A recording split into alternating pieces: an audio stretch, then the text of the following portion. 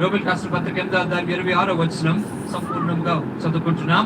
అటువలే ఆత్మయు మన బలహీనతను చూసి సహాయము చేయుచున్నాడు.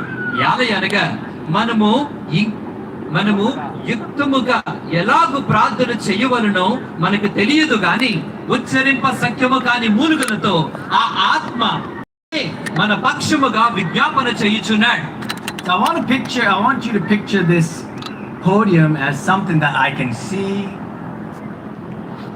మీరు మీకు కనబడుతున్న ఈ పోడియం మీ కళ్ళు కనిపిస్తుంది కనుక దీన్ని ఒకసారి చూడండి. Right, so when I can pick it up, it's quite easy. చూడండి, నేను ఎత్తుతున్నప్పుడు నా యొక్క చేతితో ఎత్తున్నప్పుడు చాలా బరువు లేనిదిగా ఉంది, సునాయాసంగా ఎత్తగలిగాను. I'm a strong man. నేను చాలా బలవంతుడిని, కండలు కలిగిన వీరుడిని. I might even be able to pick up a couple of these, right? ఇలాంటివి రెండు కూడా నేను ఎత్తగలను. But can I tell you, when I can't, so what the word is saying is the Holy Spirit will help us in our weaknesses. అయితే ఇక్కడ మనం ఏమి చూసుకున్నాం?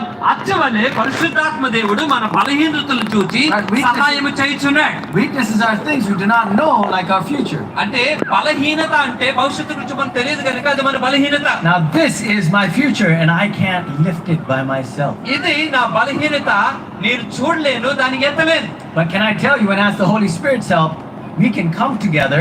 అయితే నేను పరిశుద్ధాత్మ దేవుడిని అడిగినప్పుడు మా ఇరువురుము కూడా పరిశుద్ధాత్మ దేవుడు నేను కూడా ఈ బరువుని, నా యొక్క భవిష్యత్తుని చూడగలను, బరువుని ఎత్తగలుగుతాను. And I hope you saw it, that we two together could actually lift it up. మీరు చూస్తే కనుక మా ఇరువురుము కలిపి మేము ఈ యొక్క బరువుని ఎత్తడం జరిగింది.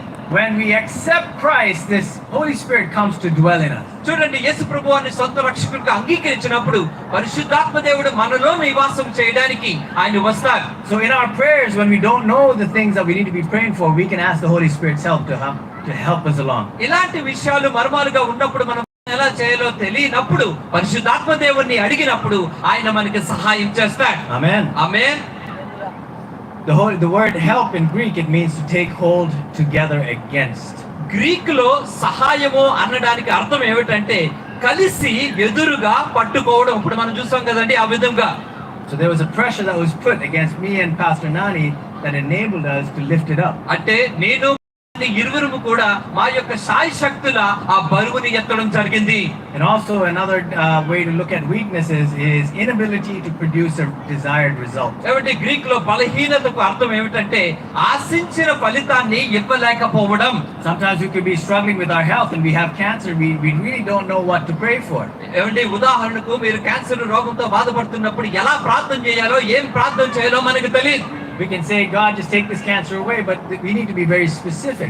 అయితే దేవా ఈ క్యాన్సర్ తీసేయని ఏదో పిచికారీ చేస్తాడు ప్రార్థన చేయొచ్చేమో కానీ కూలంకషంగా గురి కలిగి ఎలా ప్రార్థన చేయాలో, ఏ విధానంలో చేయాలో మనకి తెలియదండి. So when we don't know how to do that, we need to be going into the next level. మనకి ఎలా చెయ్యాలో ప్రక్రియ తెలియనప్పుడు వేరే యొక్క మెట్టు ఎక్కి ఆ అంశంలోకి వెళ్ళాలి. It's only that we don't know what to pray for, but God has given us a way of learning how to pray.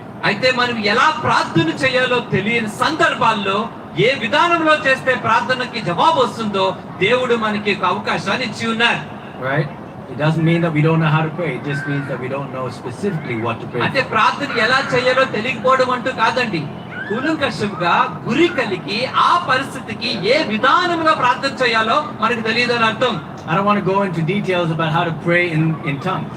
భాషల్లో ఎలా ప్రార్థన చేయాలో దాని గురించి లోతుగా నేను వెళ్ళట్లేదు. But I'm trying to help you understand that when you spend time in prayer and allow the Holy Spirit to pray through you, you will start seeing some of the weaknesses be helped through the Holy Spirit. కాబట్టి మీరు పరిశుద్ధాత్మ దేవుడికి అవకాశాన్ని మీ ద్వారాగా ప్రార్థన చేయడానికి అనుమతినిస్తే మీలో ఇందాక మనం చూసుకున్న బలహీనతల కొరకు ప్రార్థన చేయడానికి చూస్తారు, జవాబు కూడా చూస్తారు.